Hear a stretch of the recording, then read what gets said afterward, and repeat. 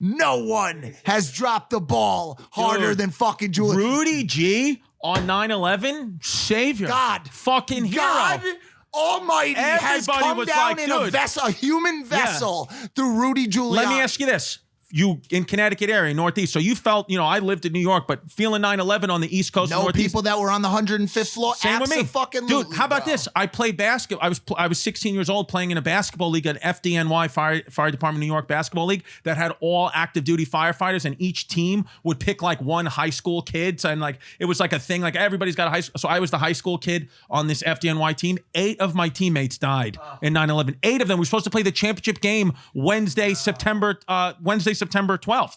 We were supposed to play again. 8 of them passed away. But so New York, 9/11 hits, guys, like us from the Northeast quicker. When I didn't masturbate, I remember at all. I didn't, not once. I felt like it was sacrilegious.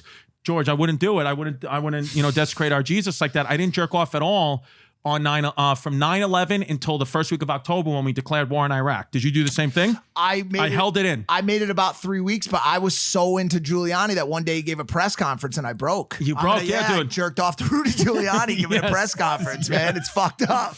And now I can't. How crazy is that the 9/11 East Coast thing is like such a connection. It really is. Yeah, because everybody knew somebody who died. But it's crazy to imagine that it's kind of like the 20 hype years of later. it is like kind of, I think we'll feel it forever as East Coast guys, but it almost feels like it's fading out. It's a weird thing. It's a weird thing because I remember in the neighborhood in Brooklyn where I live on 9/11, after 9/11, those weeks after 9/11, you wouldn't see a car or a house without the American flag. Everybody had that flag out. Every single person, flag.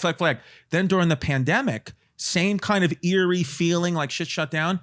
If you have an American flag, you're a scumbag. People are like, you're a scumbag. Yeah. What'd you vote for Trump? You're a scumbag. It's so crazy how in just 20 years, like that whole symbol of the flag shifted. And I'm blaming it on the Russians. I think they've infiltrated us from within. It's possible. And they're dividing us from within or the Chinese. And it's warfare because we're not going to invade mainland China or mainland Russia, and they're not going to invade us. That's not how World War III is going to happen, baby. No. We're doing this stuff on the internet.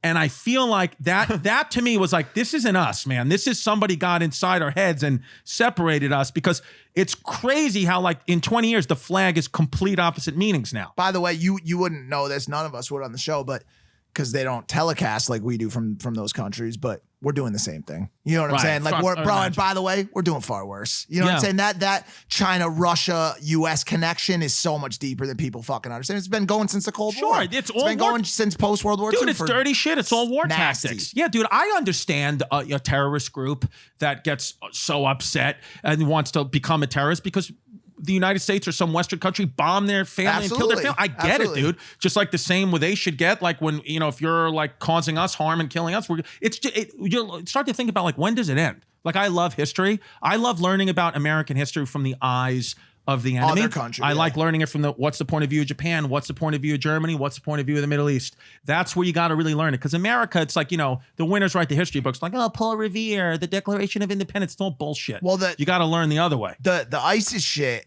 And those people over there, the tricky thing about that a lot of people don't understand is like they're fighting with our weapons. Sure. We gave them those weapons. Dude, we literally gave them the weapons. At the end of the first Rambo, they give a shout out to the Taliban. Right. Because they're like, the Taliban was on our side. Yeah. And then they have to edit it out when it's on TBS now because they're like, oh shit, can't shout out the Taliban, Sylvester Stallone. Shit.